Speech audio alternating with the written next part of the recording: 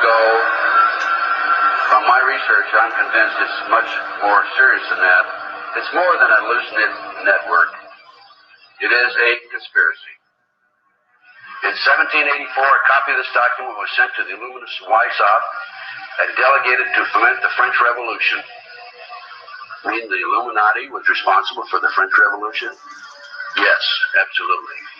The courier was struck dead by lightning as he rode through Ratisbon on his way from Frankfurt to Paris. What about a little divine intervention there, huh? The police found the subversive documents on his body and turned them over to the proper government authorities. After careful study of the plot, the Bavarian government ordered the police to raid Weishaupt's newly organized lodges of the Grand Orient and the homes of some of the most influential associates, including the castle of Baron Bossen Sonderdorf.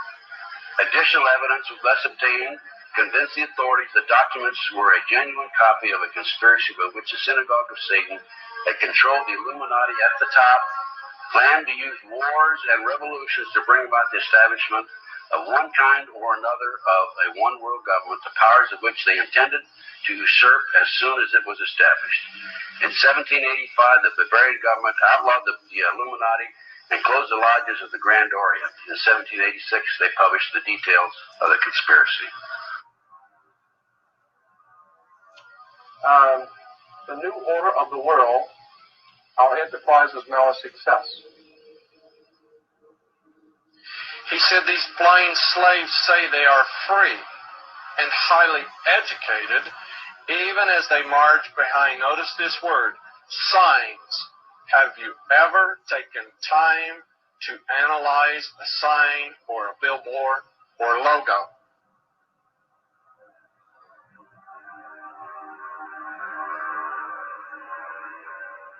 We'll start up here. In 1784, an act of God placed the Bavarian government in possession of evidence which proved the existence of the continuing Luciferian conspiracy. This explains the previous 9 pages, goes into it in detail. We don't have time to do it completely. Conspiracy.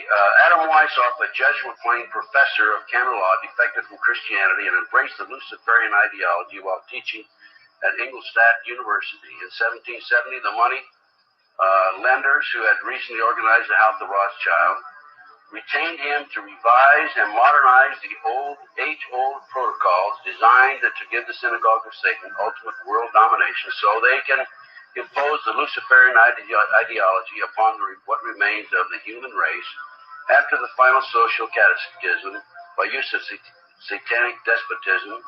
Weishaupt completed his task on May the 1st, 1776. It's a communist holiday, isn't it? May 1, 1776. The plan required the destruction of all existing governments and religions. In 1776, Weishaupt organized the Illuminati to put the plot into execution. The word Illuminati is derived from Lucifer and means holders of the light.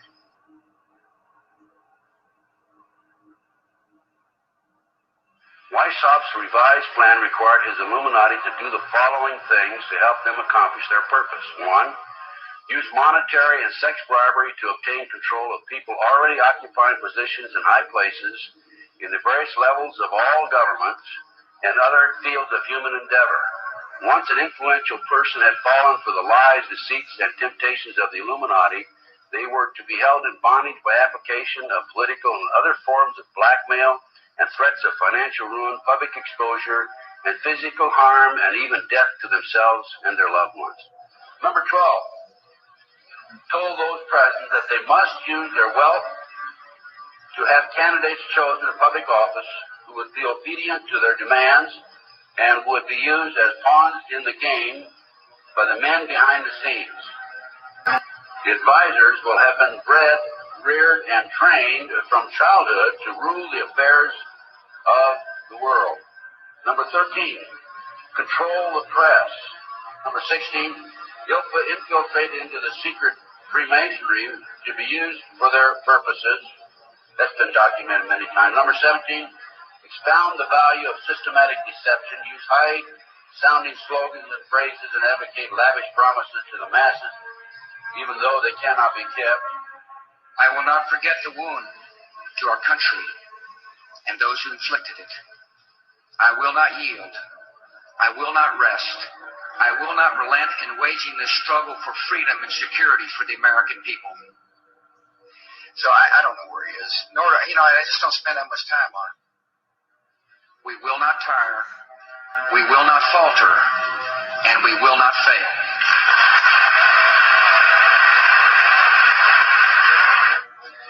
Terror is bigger than one person.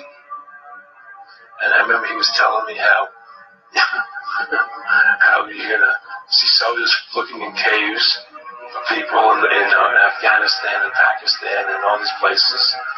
And there's going to be this war on terror, which is no real enemy. Who knows if he's hiding in some cave or not? We haven't heard from him in a long time. Operation Northwoods, the plan called for innocent people to be shot on American streets. This is the Pentagon. For boats carrying refugees fleeing Cuba to be sunk on the high seas. For a wave of violent terrorism to be launched in Washington, D.C., Miami, and elsewhere. People would be framed for bombings they did not commit. Planes would be hijacked using phony evidence, all of which would be blamed on Castro to justify an invasion of Cuba 40 years ago. An aircraft at Elgin Air Force Base would be painted and numbered as an exact duplicate for a civil registered aircraft belonging to a CIA proprietary organization in the Miami area. At a designate time, the duplicate would be substituted for the actual civil aircraft and would be loaded with selected passengers, all boarded under carefully prepared aliases. The actual registered aircraft would be converted into a drone, remote-controlled plane, their word for it. Takeoff times of the drone aircraft and the actual aircraft would be scheduled to allow a rendezvous south of Florida. I mean, he's been tested unlike any other president. This is 9/11.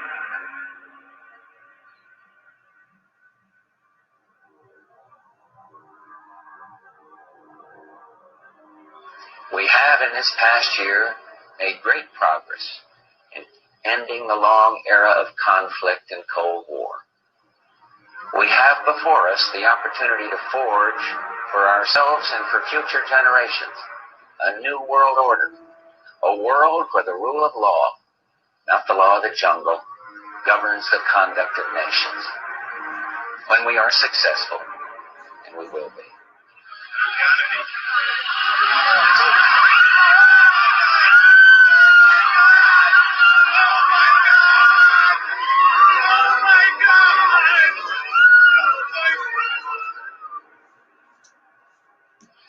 He argued that the use of any and all means to reach their final goal was justified on the grounds that the ruler who governed by the moral code was not a skilled politician because he left himself vulnerable and is in unsuitable position to his throne. He said, those who wish to rule must have recourse to cunning and to make-believe because great national qualities like frankness and honesty are vices in politics.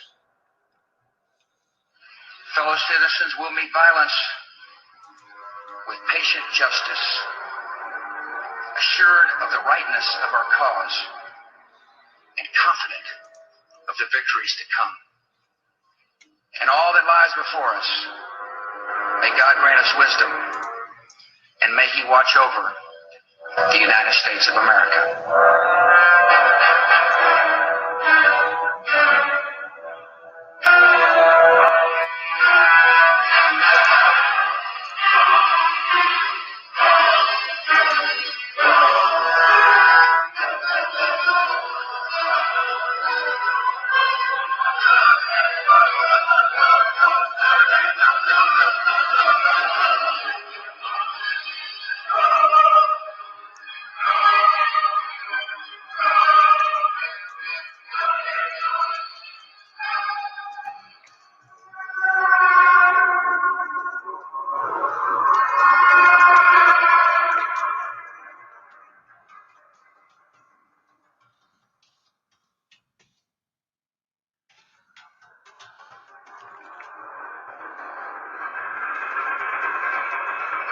Banking Corporation was liquidated by the U.S. government, and Prescott Bush received $1.5 million for his holdings in his Nazi business, and that was the beginning of the Bush family fortune for all intents and purposes. George Bush takes his inspiration from what he learned in Skull and Bones and from the Fool Society that Hitler and Goebbels and Goring cut their teeth in, Bohemian Grove, these evil organizations that perpetrate the ugly things that these criminals are doing to this country, for which they must be held accountable. They are the most violent, dirtiest people on the face of the earth. Somewhere, Americans are going to have to take their country back and start finding out who are these people. Who are these people we call our representatives, the Bushes? George Bush, the president, his father, went around the country talking about a new world order. The people who are running this country from behind the scenes do not care a thing about Americans or bloodshed anywhere.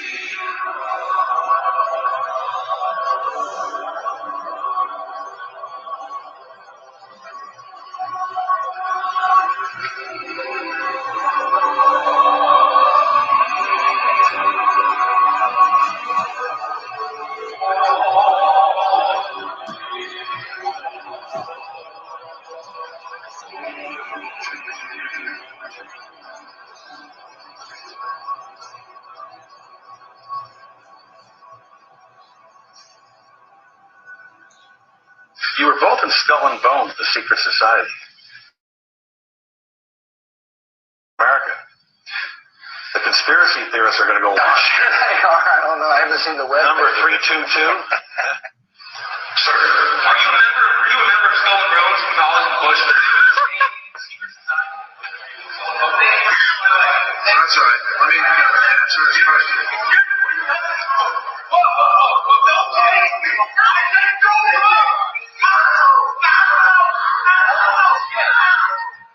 And what you're looking at here, staggeringly, is a group of people, some of the most famous people in America, in long gowns. Behind them there, you see a 40-foot stone owl. And there's the fire between them, next to the lake at Bohemian Grove. Now, one might wonder, understandably, why the people that run the banking, political, economic system and the media in America should be dressed in long robes doing a ceremony to a 40-foot stone owl. I think we should be told. No doubt you'll be hearing about all the differences between John Kerry and George W. Bush. But we've discovered they do have something in common. During their respective college days at Yale, they both belonged to a group called Skull and Bones. He's come pretty close. She was part of a team that successfully recorded part of the initiation ceremony that takes place in the Tombs courtyard. Okay, you have the doorway here. Yeah. Okay, then to the right, you have a hedge, and then you have an evergreen tree. If you follow that line straight back, the courtyard's in there. Okay. So that's where they have the ceremonies. In the outdoor part of it. Part of it was indoors. So we only got to see the outdoor part. Right. We only got to, and to listen to the outdoor part. God only knows what went on indoors. And what did you hear? What was it you know? You managed to get this unique it was disgusting. It was gross. I mean, they were pretending to murder people. What was the tone of it, though? Was it jokey? Or was it No, it wasn't jokey at all. It was sick. It's not the only way I could describe it. It was sick.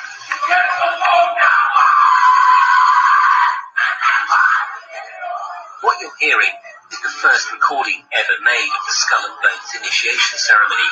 It has never been broadcast before.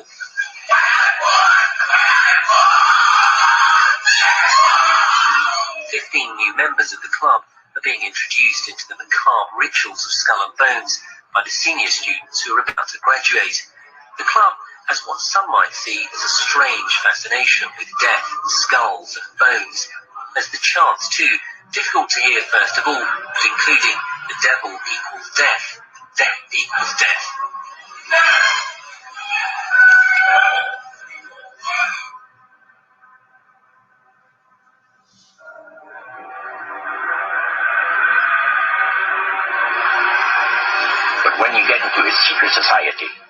spirit worshippers, then, especially when you're invited there by the direction of the higher-ups in the spirit world, you never get out of there alive.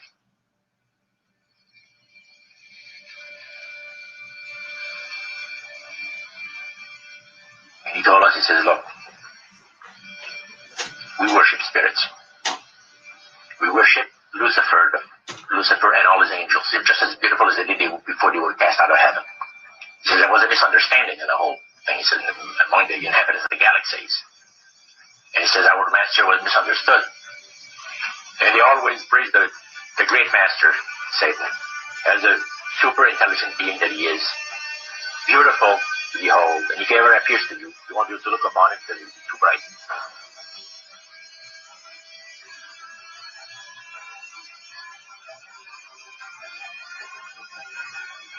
What have Herbert Hoover, Art Linkletter, Jack London, and Richard Nixon all had in common?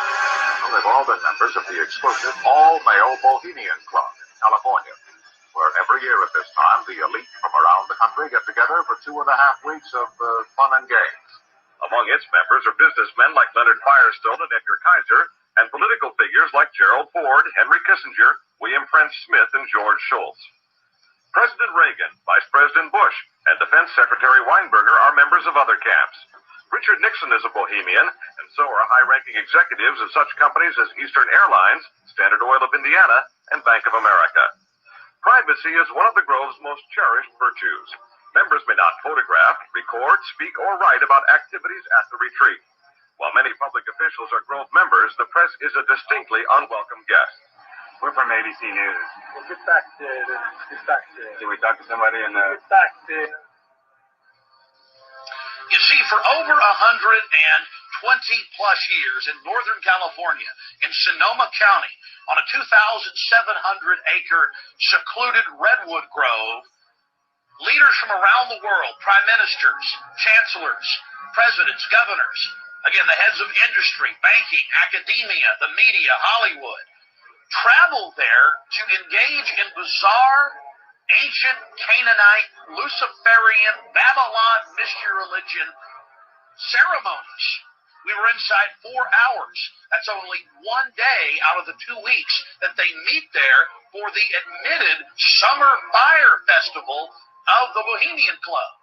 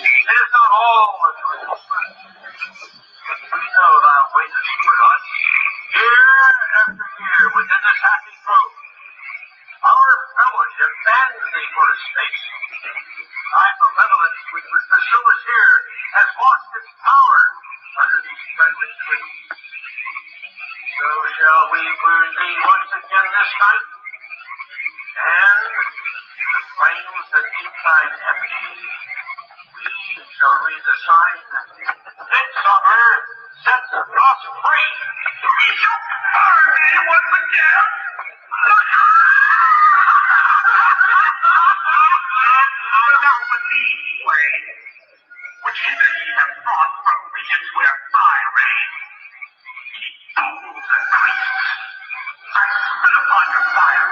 Hail, fellowship's eternal flame. Once again, midsummer sets us free.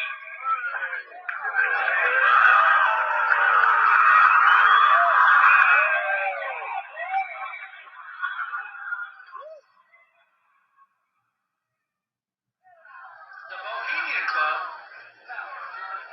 As you say, the Bohemian Club? That's where all those rich Republicans go up and stand naked against redwood trees, right?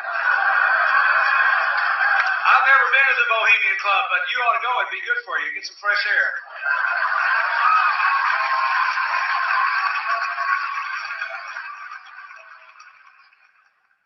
One last question. I read a Washington Times article many years ago where you had a comment about the organization, and then now it's been in the Wall Street Journal, it's been in a lot of different newspapers, and that's the Bohemian Grove.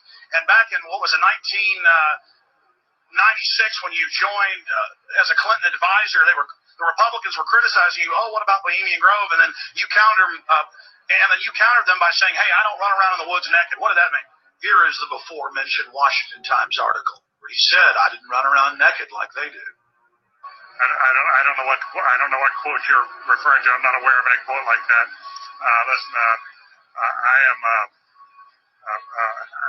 happy member of the Bohemian Grove. I like the folks who come there, and it's really inappropriate for me to talk about the group beyond that.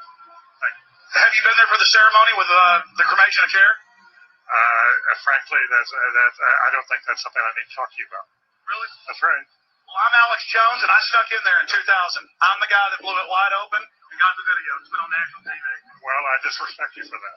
You do? I do. There's a lot of big public officials going in there. You we deserve to know. I don't know anything about you, and I don't know anything about your film. But if you go in there with an understanding, you violated that understanding by releasing that film, and I don't respect you for that. Really? I'm sorry. You took an understanding when you went in there that you would not do that film. And did you have an understanding when you went in there? No. Did you crash it? Yes. Yeah, and it has no trespassing signs there too, doesn't it? No, they put one after. Oh, I'm sorry. I'm sorry, sir. I've been there before. I know what the circumstances are, and I'm sorry you violated the understanding. That was not a gentlemanly thing to do. But what about the ritual? Is the ritual genuinely?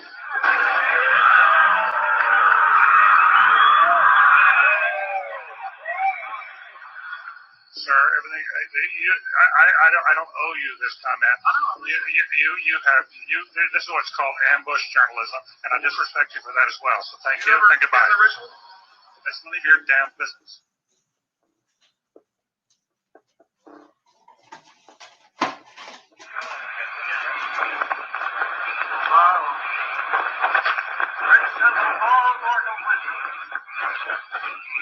Bohemia, we beseech thee, grant us thy counsel.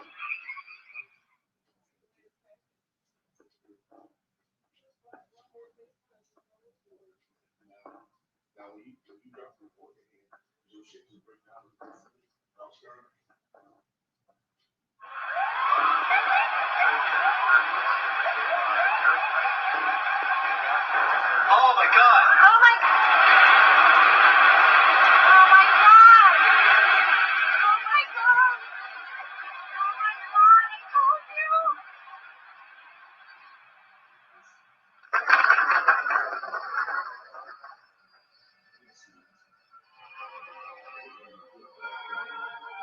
Today our nation saw evil, the very worst of human nature.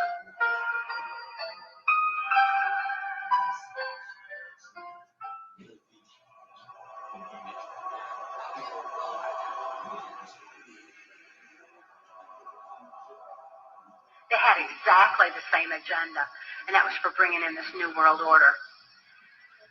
I heard George Bush talking at that time. He was talking to Bill Clinton, and I've just photographically recorded it and wrote it verbatim in our book.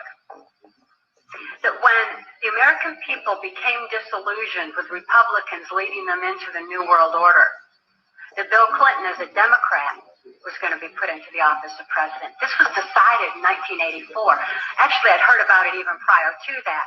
But that, as of 1984, they were already discussing it as an absolute fact. The CIA is carrying out mind control on countless numbers of unwitting American victims. And he even went so far as to say the basic methods that they use in this mind control: hypnosis, drugs, and torture. Three parts of policy that they had adopted there. The second one was to find a way of being able to get total control of people's minds. And that would be done by taking hypnotism out of the realm of the occult and introduce it as a new science for the benefit of mankind.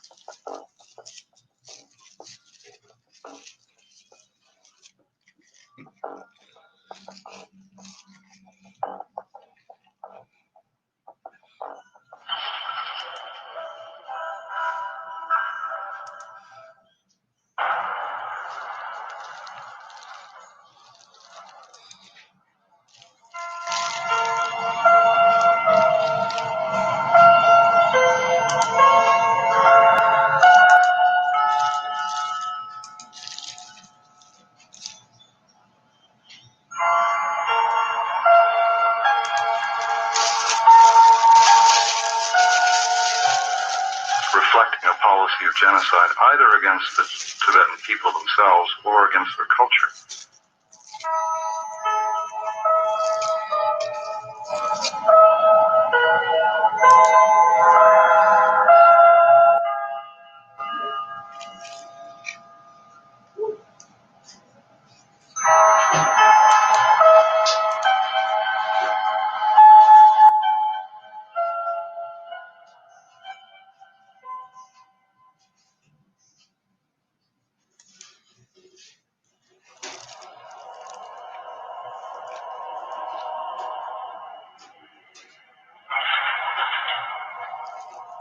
Once I realized I had met an honest, genuine, high-level Freemason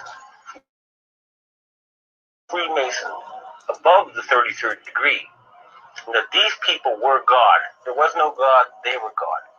So I asked them about their plans to kill people, and they said, yes, there are too many people on the planet.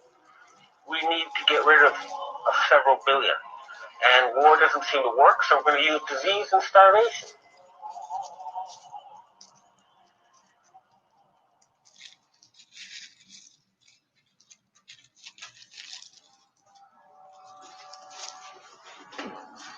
He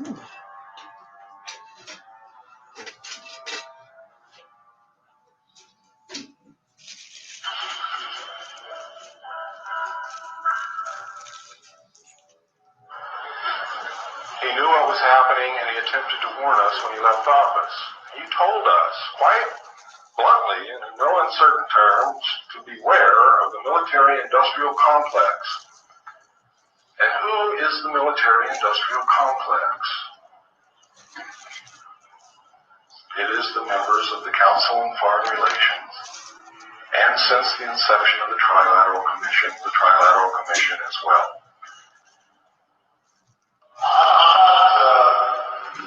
The Council on Foreign Relations, I don't know if I'm an official member. I've spoken there.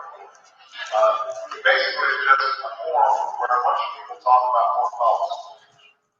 Was made up of the Executive Committee of the Council on Foreign Relations.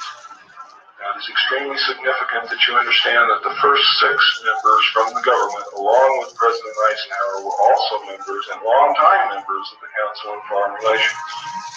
They believed in that organization. They believed in its goals, which was one world government.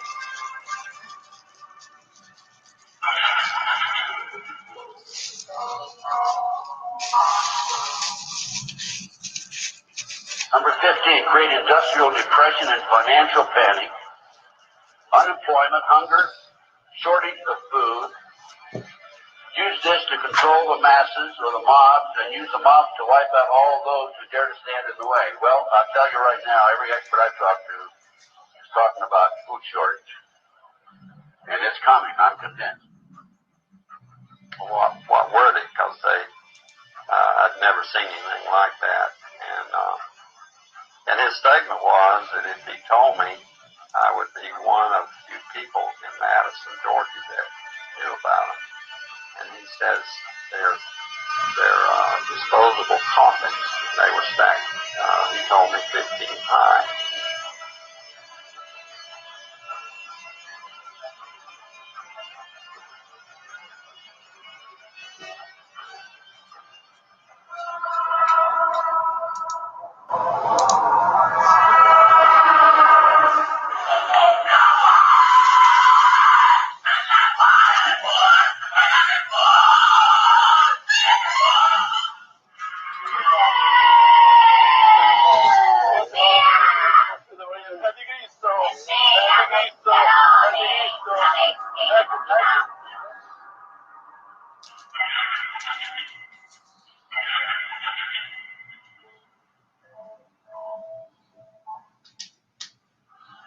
One of the driving forces behind this movement, the Illuminati, is the satanic cult movement in this country today. So I began my little journey forward. And one of the matters that I developed information about was an individual I learned about was Aleister Crowley. He likes to have his name pronounced Crowley to rhyme with holy. And the Satanists today, and for the number of years in the past, have basically used his philosophy and his writings as a guide. He had so many Masonic degrees that you could fill up 5 pages of a book with them. This guy was probably the most highly honored Mason in the world. He styled himself the wickedest man in the world. He believed himself to be the great beast, and he changed his name to Aleister Crowley, so it would add up in both English, Hebrew, and Greek Kabbalah as 666. In 1904, Crowley had a communication with an extraterrestrial being named Ewas. And this being, through his wife, kind of a channeling type operation, brought forth a book that was called the Book of the Law in 1904. And this book declared that the slain and risen God, i.e. Jesus, had stepped off the throne, and that a new God, the crowned and conquering child, was taking his place. As a result of this, Crowley proclaimed the end of Christianity and the start of Crowleyanity. Crowley taught that the way you could live forever was by vampirizing little children sexually. And he personally bragged of having slaughtered 150 male children in 1 year. This is why he was called the wickedest man in the world. And now listen to this sentence, folks, closely. For the highest spiritual working, one must accordingly choose that victim which contains the greatest and purest force. A male child of perfect innocence and high intelligence is the most satisfactory and suitable system. We're talking about human sacrifices.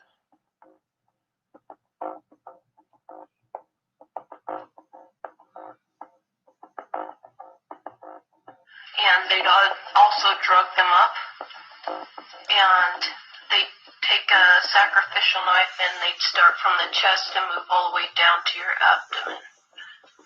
And then that's how they sacrificed, and they'd collect the blood and they'd drink it. When the mid-September through mid-November, they sacrificed babies and nothing but babies because they need the pure blood of the untainted children. And I didn't understand what it was like. I just can't believe I'm seeing this. Every year of my life, I've experienced that. And that was the hardest part for me. It's like hearing those babies literally scream and cry. And then seeing their blood flow. The little boy was taken to a basement. He was crucified alive. First he was skinned. Why is it that no one knows this? Because there's Satanists in the police force and also in the government, the army, they're everywhere. They're even on the council of the representatives of the United States also. And they're silenced because this is not being exposed because they don't want it to be exposed. Because they're really good at lying and hiding things. Rebecca, what happens to the people that want to come out of Satanism? They get killed. They get followed. They get taken. They get sacrificed in front of the congregation of the Satanic Church. Why? Because they know too much information about the Satanists and who their names and places of where they keep the people underground, and they just know too much information. It's like being in a gang or in a mafia. You don't get out alive without consequences.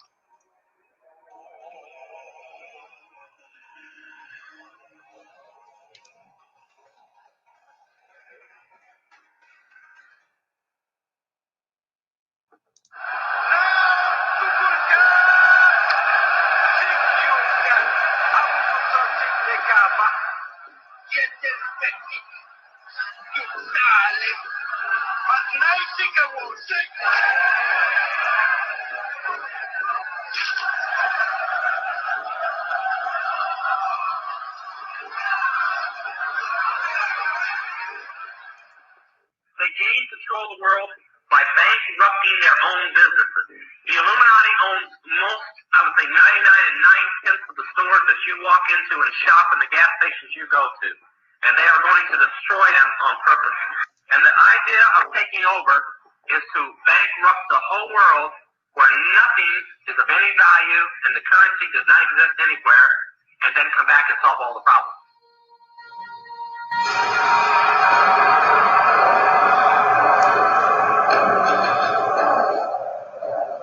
These guys who are manipulating my mind and programming me for mind control purposes claim, and these criminals in control of our country as well, claim to be gods, demons, and aliens in order that I feel totally helpless, in order that I felt like they were beyond my realm to affect.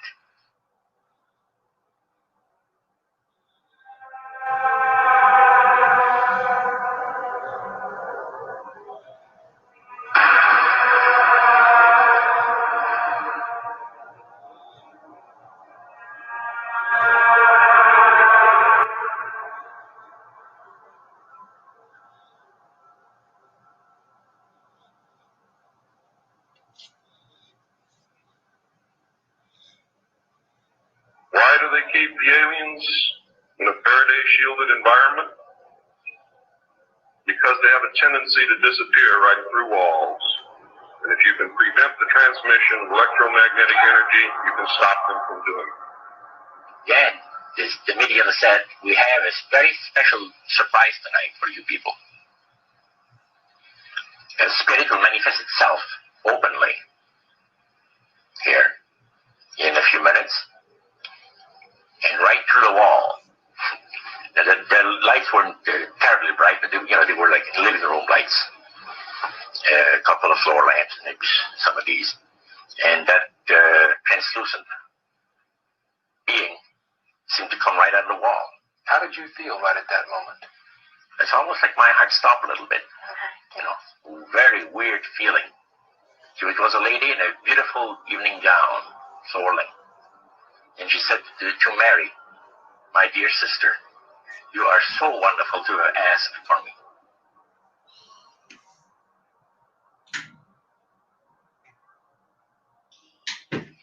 So he said the supposed spirits of the dead that you're talking with are demon spirits. They're fallen angels. They're beautiful beings. Just said it out, just like that. Oh, yeah. It didn't make you uneasy when he said they were... Well, it shocked you a little bit, something that you first hear mentioned to you. He said, you guys have got a great future ahead of you. Because we've been told, the high priest of our society, secret society, has been told that the master has very special plans for you to do. Now, what did he mean by the master? Satan. He said that she was made successful in her singing career by a dear friend of hers that was the same age as she. and died when she was 18 years of age. And Loretta was trying to get into the singing world, you know, but she says, I had no success at all. Until one night I was sitting in bed reading a book. And she says, who walks right through the wall with my friend? The spirit of my friend. And she says, Loretta, I'm going to make you a very famous person in singing Western country music. And I will be with you all the time. She said her voice went through me. The power. And you saw this in a television documentary? Yeah. This was, I believe, 1976 it took place. Now, the priest explained that when people believe in this business, they are actually opening themselves to be completely deceived by demon spirits, because it gives the demon spirits an opportunity to impersonate the dead. See, and for people to believe their lives. Isaiah 14 and 11 even speaks of vials being built into his body. Vials are pipes. The pipers are unusual.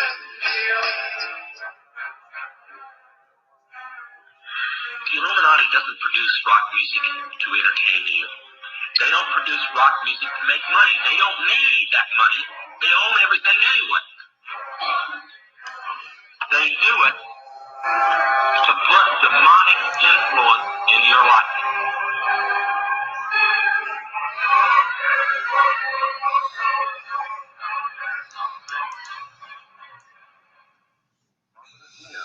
Meeting in secret, who directed the course of civilization, are recorded in the writings of all people. The oldest is the Brotherhood of the Snake, also called the Brotherhood of the Dragon, and it still exists under many different names. The Brotherhood of the Snake is devoted to guarding the secrets of the ages and to the recognition of Lucifer as the one and only true God.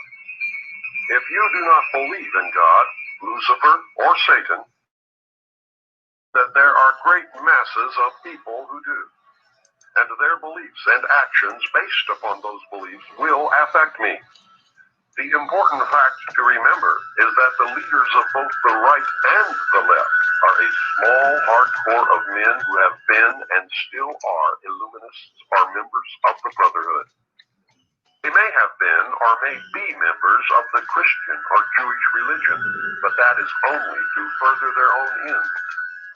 They are and always have been Luciferian and internationalist. They give allegiance to no particular nation, although they have used, on occasion, nationalism to further their causes. Their only concern is to gain greater economic and political power. The ultimate objective of the leaders of both groups is identical. They are determined to win for themselves undisputed control of the wealth, natural resources, and manpower of the entire planet. They intend to turn the world into their conception of a Luciferian totalitarian socialist state. In the process, they will eliminate all Christians, Jews, and atheists. You have just learned one, but only one, of the great mystery. But now it has to change. Lucifer says we have to make sure that people, humans, get to believe that Satan and his angels do not really exist.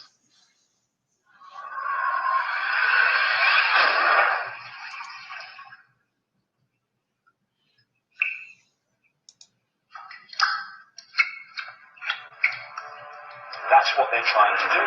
They're trying to disconnect us from multidimensional infinity so that we don't see the world from that perspective and therefore see through the illusion and see through the nonsense and see through the lies. And then once they've disconnected people, they then program this lower level of our consciousness with a reality that suits them. And therefore, the only information that they have to get a fix on how they see life, themselves, and reality in general is through the eyes and the ears. And who controls that? The Illuminati control that. They're trying to disconnect us from multidimensional infinities. And then once they've disconnected people, they then program this lower level of our consciousness with a reality that suits them. If there's a reality out there pertaining to any alien influence, we need to sort out the government misinformation and disinformation and mind manipulation techniques that they're using. I know for a fact that the plan is to make all of us feel totally helpless. That what's happening is beyond our realm to affect because we've been taken over by aliens.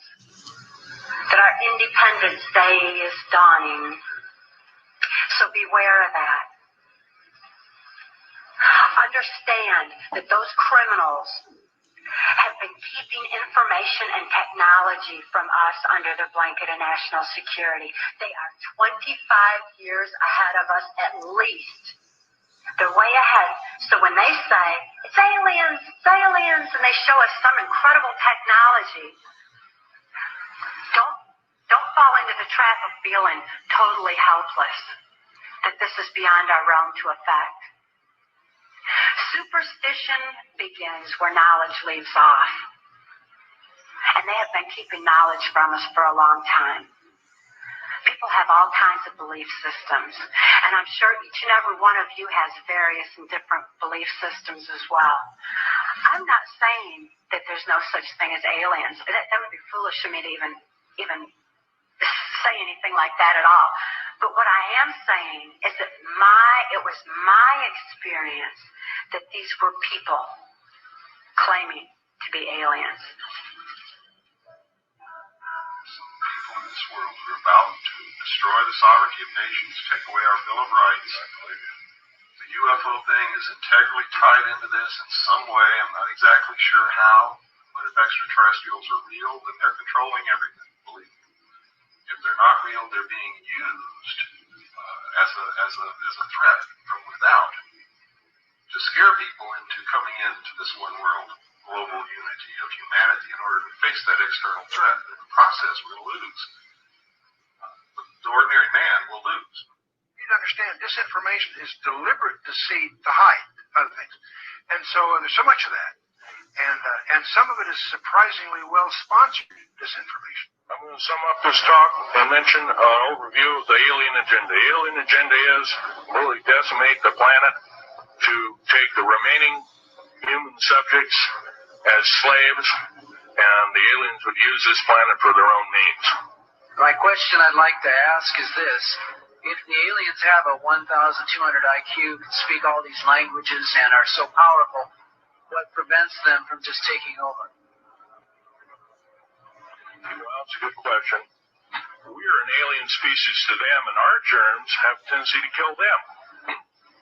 They're also a dying race, and they're in far worse condition than anybody with the worst case of terminal cancer. They are in need of us to some degree.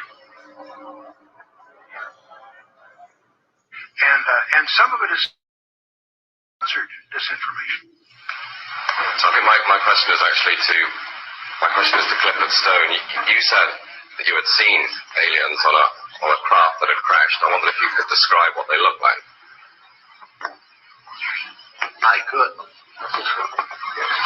but it would probably take a whole lot of time. The reason I state that, when I got out in 1989, we had cataloged 57 different species. You have individuals that look very much like you and myself that could walk among us and you wouldn't even notice the difference.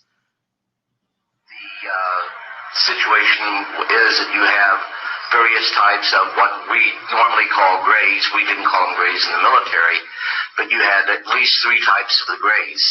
You had some that were much taller than we were. The unique thing that I'd like to point out for the most part is that the entities that we did catalog were in fact humanoid. Now this created a situation where the scientific community was trying to figure out why that would be the case. Because you would expect that if life evolved on other planets, that they would take on some type of other being, so to speak. Not necessarily look humanoid or be bipedal such as we are. But apparently we got quite a few of the species out there that are humanoid in appearance. And that creates a question that yet has to be answered by science.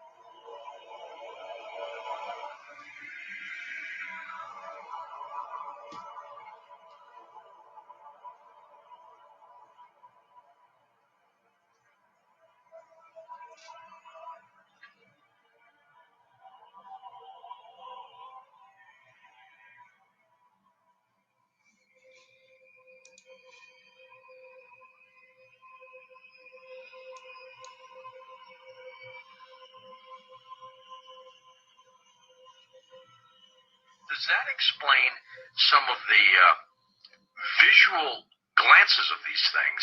They seem to just simply disappear. They're gone. Exactly.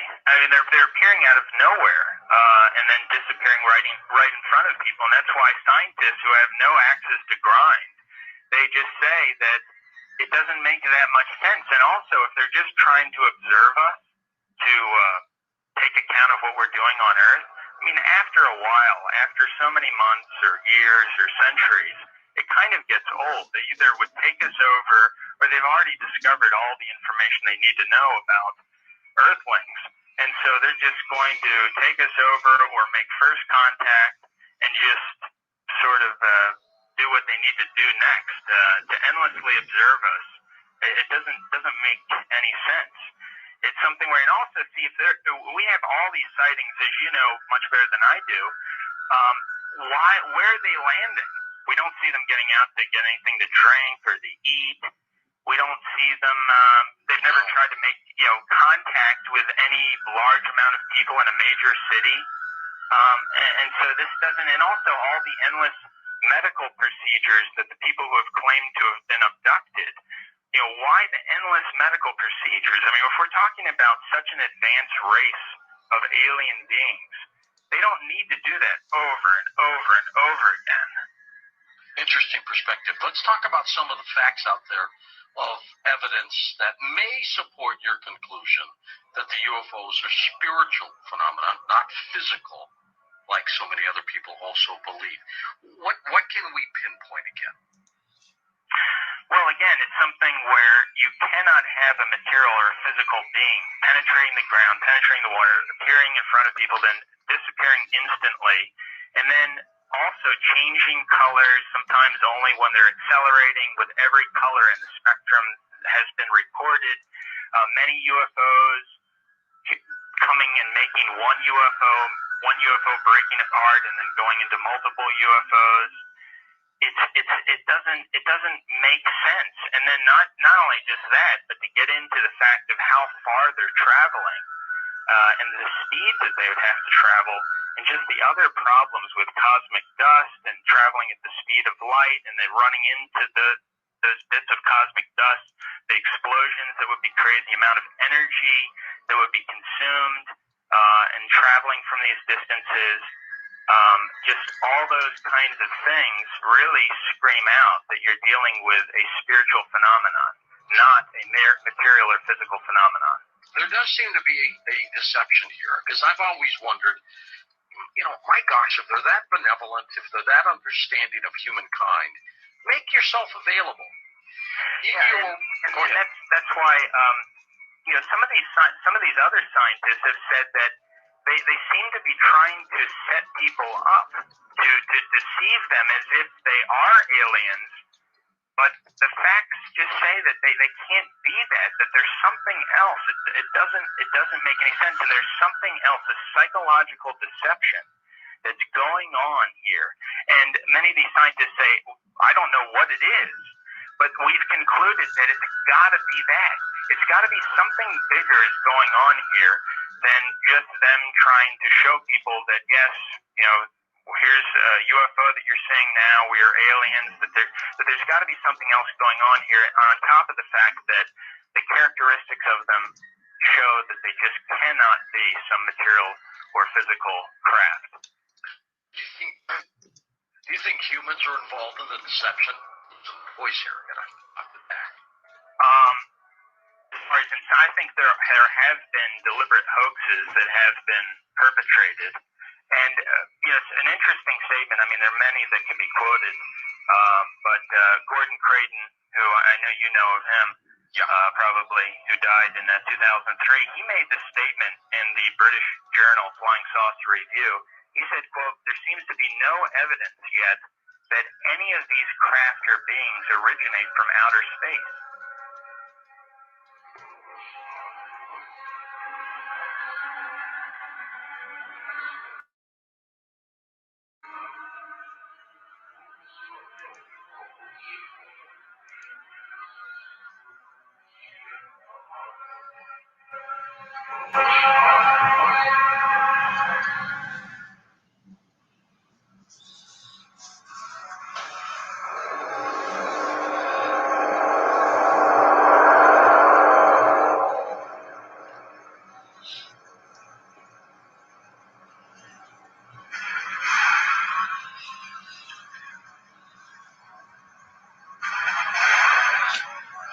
They appear to have the ability to materialize and dematerialize without a trace. One of the great mysteries of the UFOs isn't seeing them, is trying to figure out where are they when you don't see them.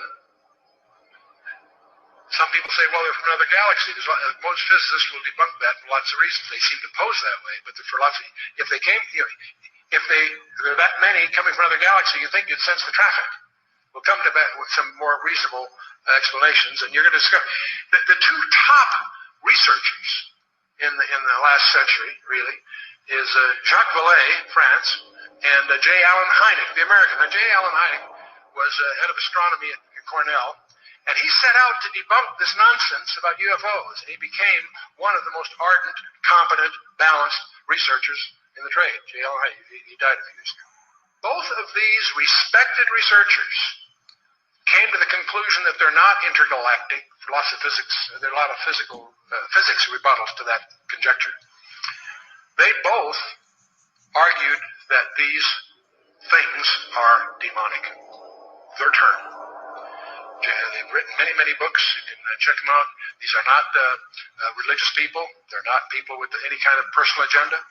But they came to the conclusion that these things, on the one hand, and by the way, we take for granted that we strip away the nonsense and the hoaxes, set that aside. There's tens of thousands of files you have to wallow through. When you cut through all that, there's still a core group, a substantial core group of real events that need explanation. And so on the one hand, they exhibit physical properties on the one hand. On the other hand, they also violate all physical laws. And so the conclusion from that both J. Allen Hynek and Jacques Vallée and others have come to is that they're hyperdimensional, that somehow they come from another dimension periodically.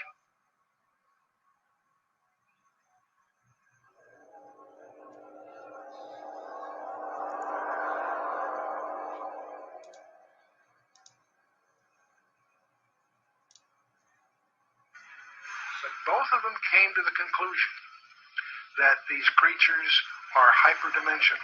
They're not from some other galaxy. They also both concluded they're hostile because they pretend to be something they're not.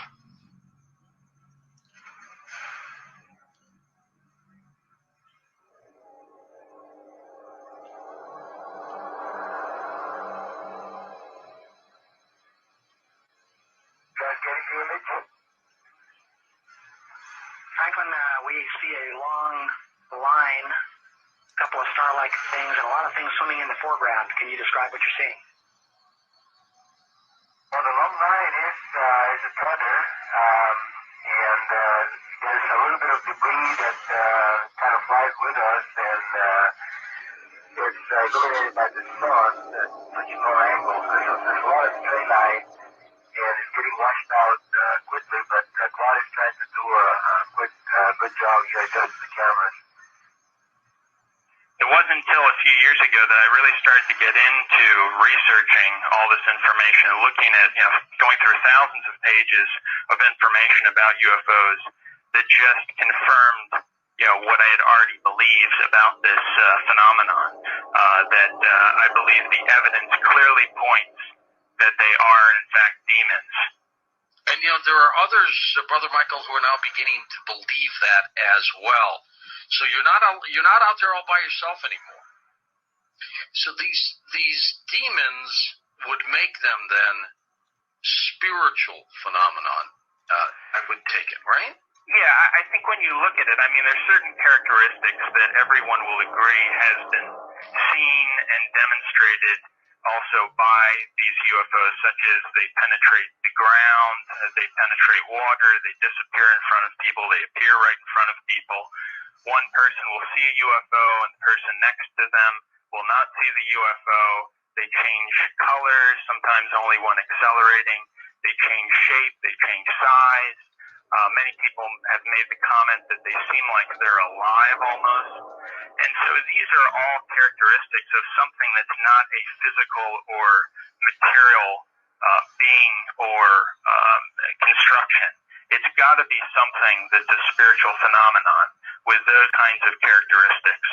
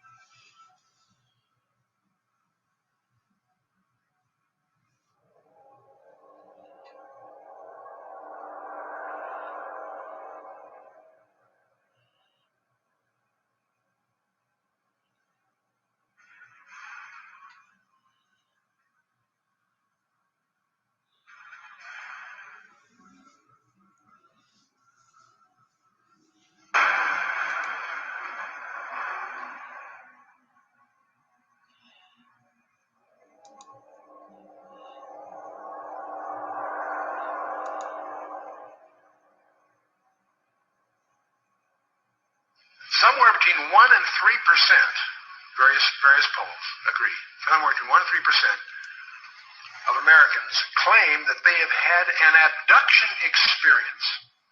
That's over 5 million people, or in that neighborhood. Not a few thousand deranged people, not a few, disaffected. This is, we'll talk a little more about this. This is a very, very disturbing phenomenon in the counseling profession. Now, part of the problem of the UFOs is they have some paradoxical behavior. On the one hand, they're seen by multiple competent witnesses. They are plotted on radar, sometimes multiple radars simultaneously. They leave tangible traces on the ground, sometimes radiation, evidence of burning and other things. So they are apparently real in the sense of being physical, on the one hand. There are photographs. Sometimes they show up on photographs, sometimes they don't. But here's the problem. While they seem to be tangible on the one hand, they exhibit behavior that can't possibly be physical. They can go in excess of 6,000 miles per hour without sonic booms. What on earth does that mean? I'd like to know how they do that trick. They've been plotted making right-angle turns at over 16,000 miles an hour. That defies the laws of physics. That's perhaps the most disturbing thing of all. They appear to have the ability to materialize and dematerialize without a trace. In his book, Secrets of the UFOs, ufologist Don Elkins made the following observation. I have found that some people can achieve the contact. I just wanted to say this real quick because I know a lot of you probably saying, well, how did this start off as a conversation about the Illuminati and human trafficking and what's going on with the Illuminati and this plan with Adam Weishaupt and, and the Commission on Foreign Relations and Obama and, United States policy and military complex, industrial complex, and how we get from that, from the construct of a global one world government into, to aliens. You know what I'm saying? Like, how do we get to aliens? One of the things that I took away from the trip to Vegas, to be honest with you, one of the main things that we had a great conversation with one of the great respectable patriots there. And one of the things that was communicated to me was that, all this that's going on, truth be told, is really about these galactic levels. And we have to prepare ourselves for disclosure, you know what I mean? And the demystifying of religion, because many of us are, we have this religious thing in our mind that it's like taboo to challenge religion or to question things. Much of our belief system is not that it's wrong. It's just that it's not complete. It's not complete, and it's not going to be complete until you take your faith and you kind of merge it together with, the scientific and the galactic realities and truth to make sense out of, who this character that we call the devil is, who is this Lucifer? They talk about Lucifer, but, all roads point to the galactic reptilian beings that came and enslaved humanity, so we are at a point in time where, disclosure ultimately must come at some point in time. It's coming. It's actually happening. Power is being taken from these beings. Thank God for Trump and for Q, and power is being taken from them. However, the people, many of the people are still not prepared. They're not prepared. And so we put out content little by little. We hope that people begin to, open up their conscience, expand your consciousness so that you can embrace some of these big ideas. For those of you who cannot embrace some of these big ideas because maybe you just have a narrow mind. Maybe you can't conceive how this can be real. You know what I mean? So we try to drip it out to you so that you can, start picking up on some of these things that's happening. So behind the veil of the Illuminati, and, we accept that as a reality. We know that these guys are evil beyond human comprehension, and we know that they're demonic and so forth. But what we don't know is that the Illuminati is the offspring. Okay, and I do mean this literally. They are the offspring of the reptilian alien agenda, which is the Luciferian agenda, and their two are one and the same. And shout out to Rob Potter, who was with me yesterday on the Galactic Super Channel. We discussed this. And for everybody who was complaining about me chomping on the gum, you got to pardon me because I was so hungry. I hadn't eaten all day. I was in the office all day. I hadn't eaten anything. And I was chewing a piece of gum. So I was smashing it down. I was so hungry. That's because I'm working hard for you. And I'm working hard to, give you the information that you need. And just another piece to the puzzle. I mean, there's so much to learn, but I'm just giving you another piece of the puzzle. What God tells me to share, I share it. And And so I want to ask you to, forgive me for, chomping and smashing down the gum, but we're going to have him back without no gum. We're going to have him back, no gum, and we're going to be talking about this stuff again. So I just wanted to just chime in on that because, a good piece of this documentary is really about, a good bit of this documentary is really about the extraterrestrial phenomena, the reptilian agenda. So when you talk about the Illuminati, you're actually talking about a reptilian agenda. The Illuminati is the offspring of the reptilian aliens, which is, in a sense, what we know as the fallen angels and Lucifer and so forth. That's the reason why they call themselves the Illuminati. They've been illuminated by Lucifer, the light bearer, the bearer of the light. And it's a false light. It's a light that blinds you more than it gives you vision, if anything. Because one thing that they don't tell you is how they're going to all die. They're going to die. They don't tell you that part. They tell you they're going to tell you all these mysteries, but they don't tell you the outcome, which is that God is going to ultimately win and his galactic forces, because his angelic hosts are the galactic light forces. All right. So with that being said, I just want to drop that on you. I'm going to be back. I want to talk about the banking system. So we're going to take this waiting time, because we have some waiting time. And we spoke with Juan yesterday, and that's pretty much what he left us with, is that, many things are happening. He spoke about the arrest, certain things happening under the cover of certain events.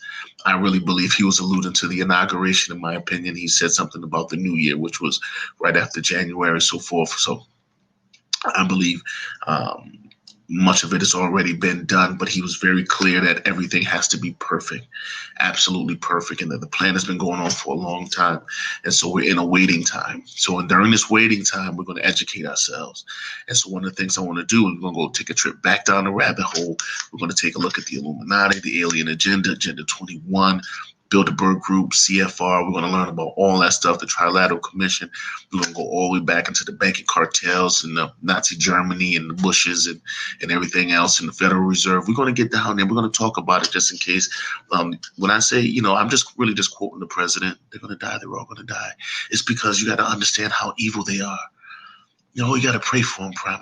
I am praying. Lord, kill them all. Let them all die in the name of Jesus, God. May they suffer and die 1,000 deaths for what they've done in the name of Jesus. Amen. Praise the Lord. So salute to the Patriots. I'm going to play a little bit more of this documentary. If you want to see the full documentary, I'll put the link in the description box. All right.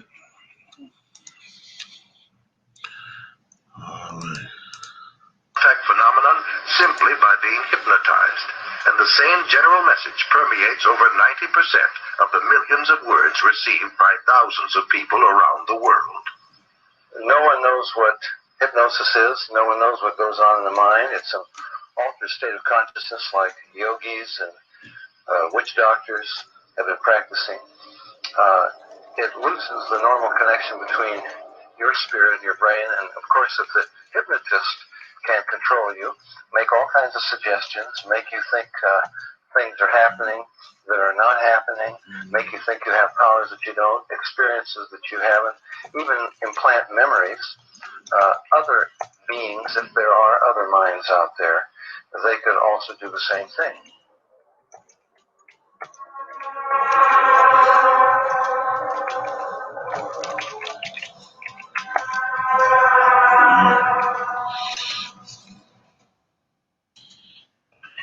Is that there was a huge satanic ritual that was performed on the very spot where Area 51 happened by this Jack Parsons, and in which they had this magical ceremony called Babylon Working, and it was designed by Aleister Crowley, who was a Satanist who called himself the B666. Yes. And the purpose of this series of magical ceremonies, which was performed on the spot of Area 51, where it's now located, was to unseal an interdimensional gateway, they said. And so this, they hoped, would allow other entities known as the, quote, old ones, access to our space-time continuum. And this witness said that he saw Jack Parsons rip a hole in space-time there, and he said that something evil flew in. And one other interesting point is that Aleister Crowley, who was a Satanist, who called himself the B666, as I just mentioned, he claimed to have contact with some kind of alien named Lamb. And this Lamb, he drew a picture of this alien that he was in contact, receiving messages from this being. And the picture that he drew of this alien, it's a striking resemblance to the common gray ET drawing.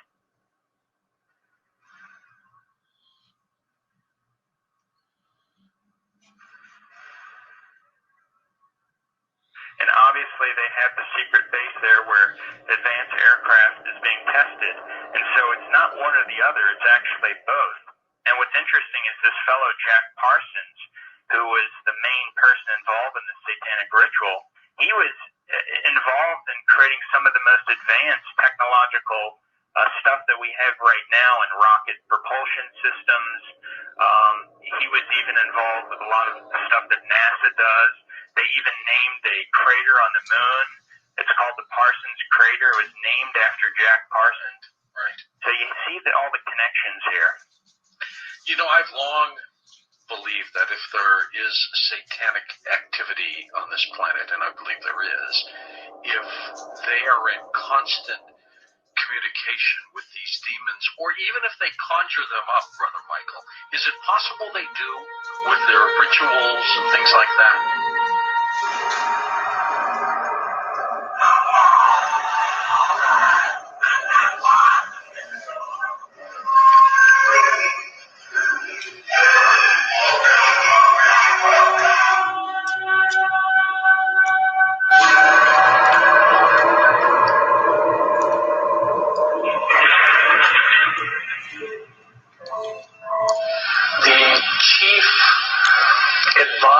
To Queen Elizabeth I, Sir John Dee, he was a Kabbalistic black magician.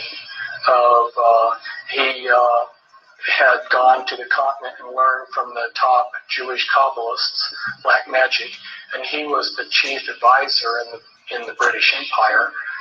And he created Enochian magic and the Enochian language, which the Illuminati, which are hiding behind the Jehovah's Witness headquarters, they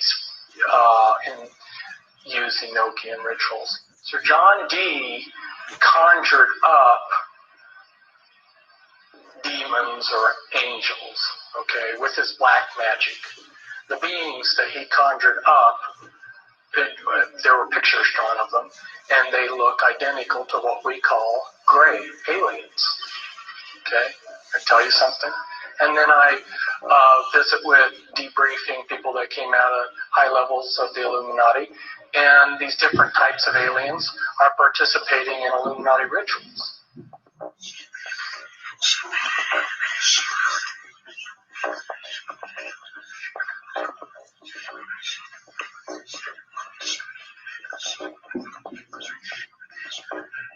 Oh man, I don't know where to start. They're gonna they'll triangulate on this position really soon. You can't spend a lot of time on the phone, Gus, so give us something quick. Okay, okay, what we're thinking of as aliens are they're extra dimensional beings that an earlier precursor of the space program made contact with. They are not what they claim to be. They have infiltrated a lot of aspects of the military establishment, particularly the Area 51. The disasters that are coming, the military, the government knows about them, and there's a lot of safe areas in this world that they could begin moving the population to now aren't. But they're not doing anything. They are not. They want the major population centers wiped out so that the few that are left will be more easily controllable. Discharge.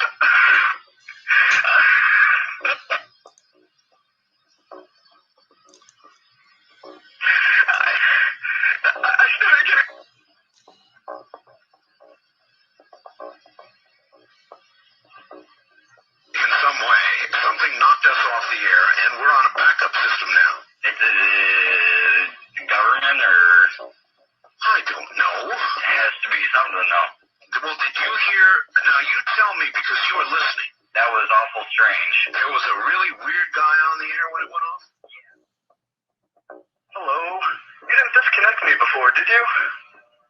Were you on earlier tonight? No, not, towards the end of the last hour, you said, east of the Rockies, you're on the air, and your voice was immediately replaced by the operator saying your party has not connected. Oh, well, see, as you can now tell, I don't screen calls, so what happened, obviously, was that I answered the phone just at the very instant that you had been ringing as long as they were going to let you ring. Yeah. And so that occurs, obviously, sometimes I go to a line and it's dead, nobody's there, and that's what's happened. You know, we just were on the cusp there. Anyway, I'm glad you made it back through. Yeah, you got all my paranoia buttons running. I always get very nervous when I call you. I'm Brian. I hung up on you last week. Oh, I see. And I just figured, damn the torpedoes. I'll just do this and let the chips fall where they will. All right. Everybody, I am the Area 51 caller. That's my statement, and let you or whatever tear it apart. You claim you're the Area 51? I am the man. How do you account for the fact, Area 51 caller, okay, that part of the way through your spiel, the satellite went down? I have no idea, and it scared the heebie-jeebies out of me that night. I've called a number of times on your specialty line nights doing different kind of wacky characters, and I didn't know what you wanted me to do. I knew it was very difficult for me to prove to you, but I just thank you for your patience in dealing with me up to this time. All right.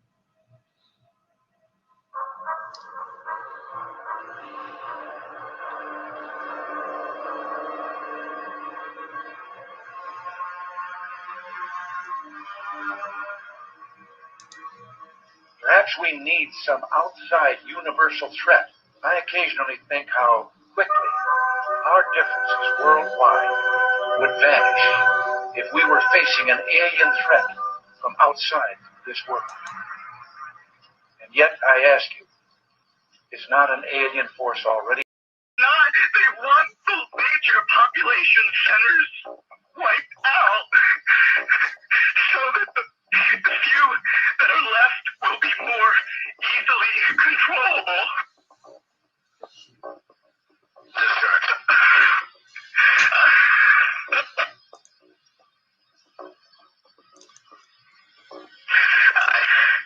I started getting...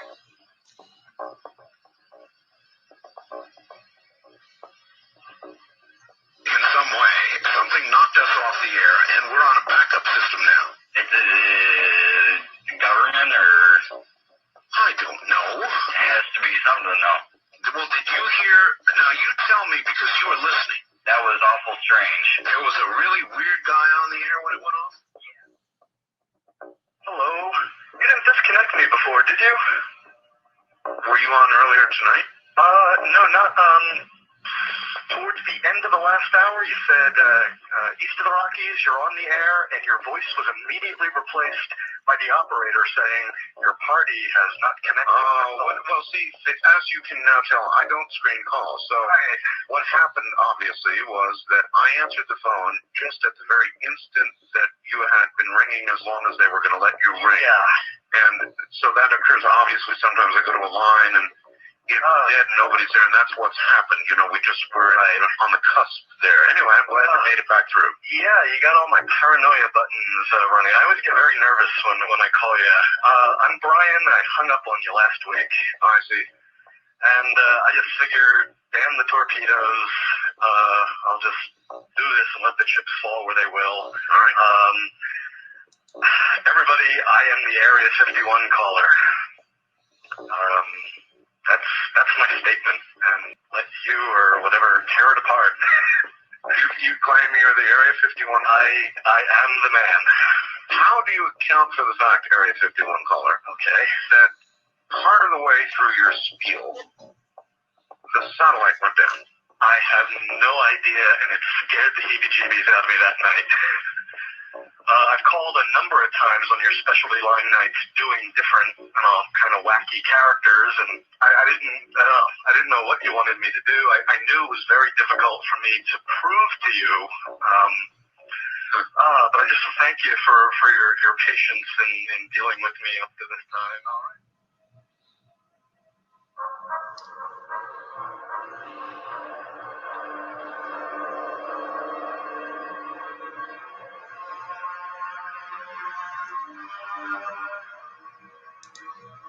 Perhaps we need some outside universal threat. I occasionally think how quickly our differences worldwide would vanish if we were facing an alien threat from outside this world. And yet, I ask you, is not an alien force already Left will be more easily controllable. Distract.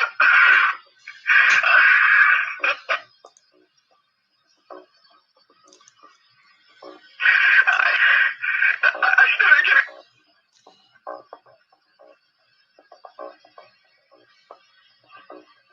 In some way, something knocked us off the air, and we're on a backup system now. It's the government or... I don't know. It has to be something, though. Well, did you hear... Now, you tell me because you were listening. That was awful strange. There was a really weird guy on the air when it went off? Hello? You didn't disconnect me before, did you? Were you on earlier tonight?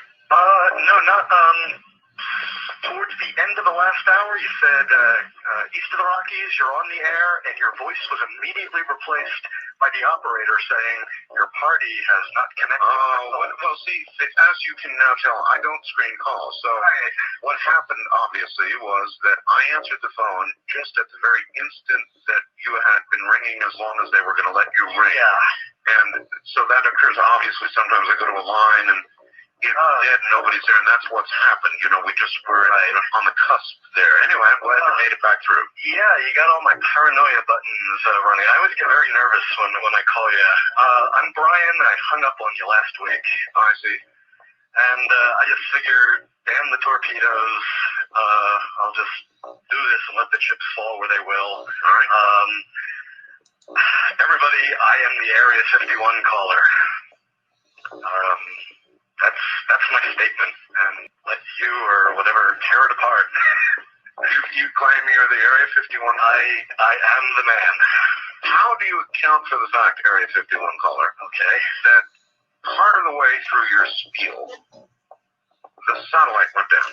I have no idea, and it scared the heebie-jeebies out of me that night.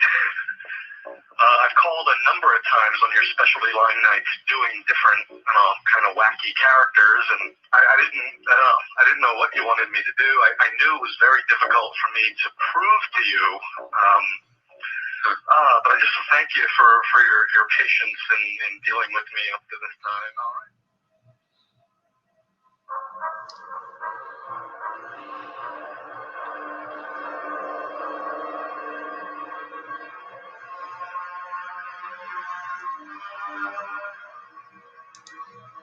Perhaps we need some outside universal threat. I occasionally think how quickly our differences worldwide would vanish if we were facing an alien threat from outside.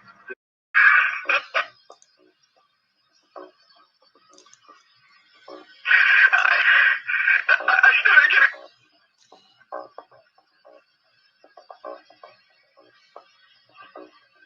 In some way, something knocked us off the air, and we're on a backup system now. It's the government or... I don't know. It has to be something, though. Well, did you hear...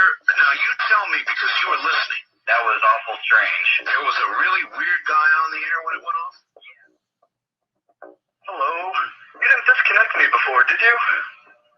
Were you on earlier tonight? No, not, towards the end of the last hour, you said, east of the Rockies, you're on the air, and your voice was immediately replaced by the operator saying your party has not connected. Oh, well, see, as you can now tell, I don't screen calls, so what happened, obviously, was that I answered the phone just at the very instant that you had been ringing as long as they were going to let you ring. Yeah. And so that occurs, obviously, sometimes I go to a line and It's dead, nobody's there, and that's what's happened. You know, we're on the cusp there. Anyway, I'm glad I made it back through. Yeah, you got all my paranoia buttons running. I always get very nervous when I call you. I'm Brian. I hung up on you last week. Oh, I see. And I just figured, damn the torpedoes. I'll just do this and let the chips fall where they will. All right. Everybody, I am the Area 51 caller.